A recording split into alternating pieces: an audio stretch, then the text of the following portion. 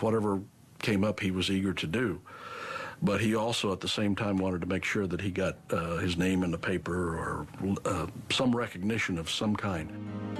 In February 1964, Gacy began dating a shy bookkeeper who worked with him at the shoe store, named Marlene Myers. Marlene's family was better off than his own, and John saw the relationship as another avenue for him to get ahead. That September, the couple married. The following year, his new wife became pregnant. They were real excited about the baby coming, and John was just really, I mean, he just gleamed the real proud father thing. You know, he just glowed. John was thrilled with the prospect of becoming a father, but the yearnings he had repressed as a boy were forcing their way back to the surface. On February 24th, 1966, while Marlene was in labor in the hospital, John was at a bar with a male coworker.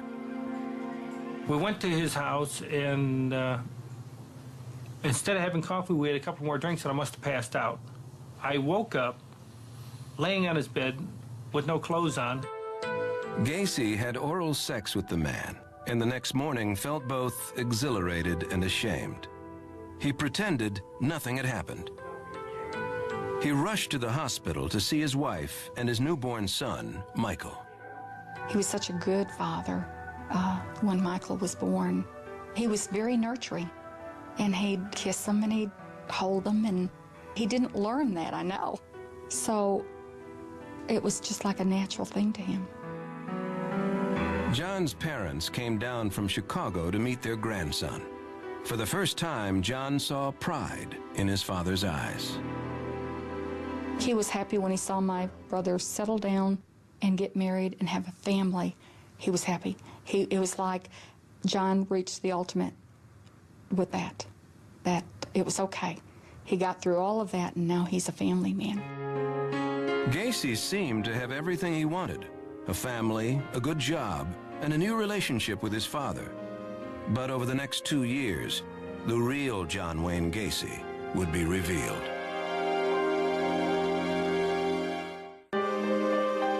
By the mid-1960s, John Wayne Gacy had made a name for himself as a young civic leader in Springfield, Illinois, and by all accounts had a promising future.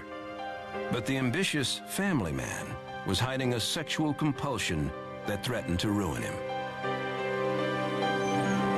In 1966, John, his wife Marlene, and their infant son moved to Waterloo, Iowa, a small town about 100 miles north of Des Moines.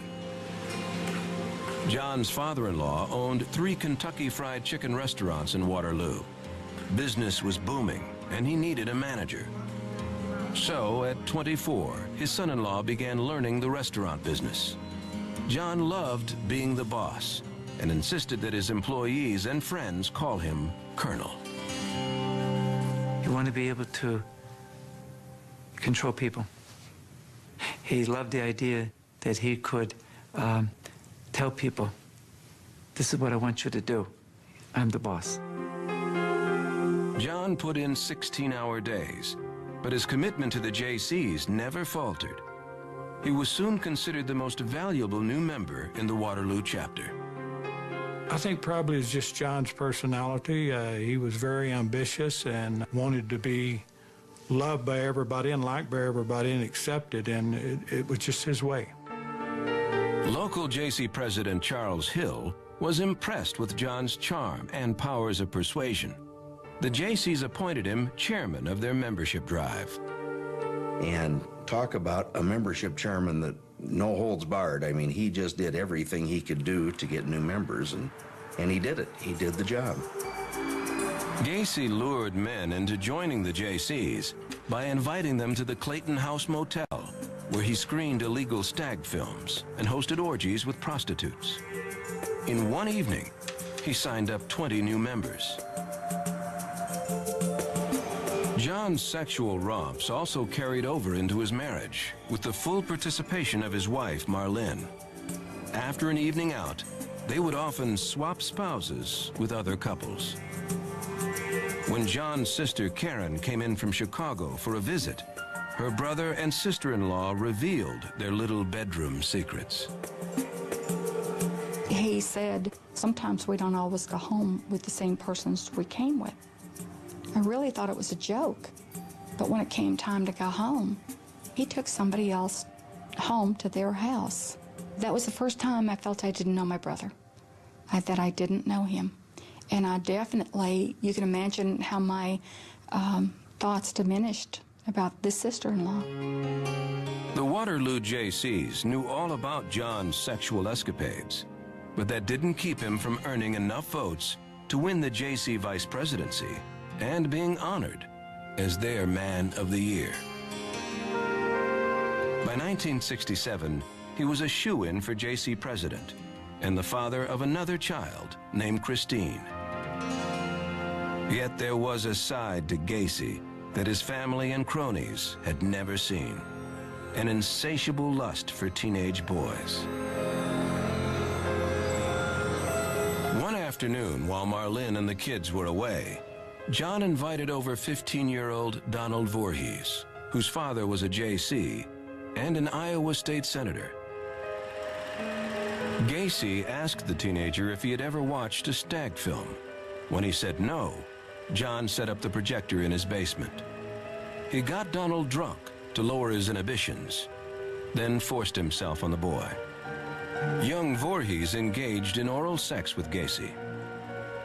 Afterwards, John hinted that he had mob connections back in Chicago. He threatened the teenager and paid him $50 for his silence. The kid, over the next period of time, just was beside himself, couldn't do anything, did not go to the police right away, felt, as Gacy had said, that in fact nobody would believe him. In March 1968, the teenager finally broke down and revealed everything to his family. His parents pressed charges against Gacy, who was arrested and charged with sodomy. Well, Gacy took the charges out there terribly. He was at first very, very vigilant in his protection of himself and his family. He was one of these, it was one-on-one. It wasn't me who did this. I wouldn't have done it. The kid's a liar. Gacy was convinced he could outsmart his accusers and insisted he be given a lie detector test. He failed. Investigators even joked that the only truthful answer came when he was asked his name. He felt that his world had crumbled. People would see him coming and they didn't want to be around him. And I think it drastically affected his personality. During the investigation, other teenage boys came forward with allegations of sexual abuse. Gacy pleaded guilty to the sodomy charge, but insisted that 15-year-old Voorhees willingly engaged in oral sex with him. This young individual made the charge at me. He claims that he was sexually abused by me. And in essence, he was blackmailing me for it. Now, what it boiled down to was oral copulation.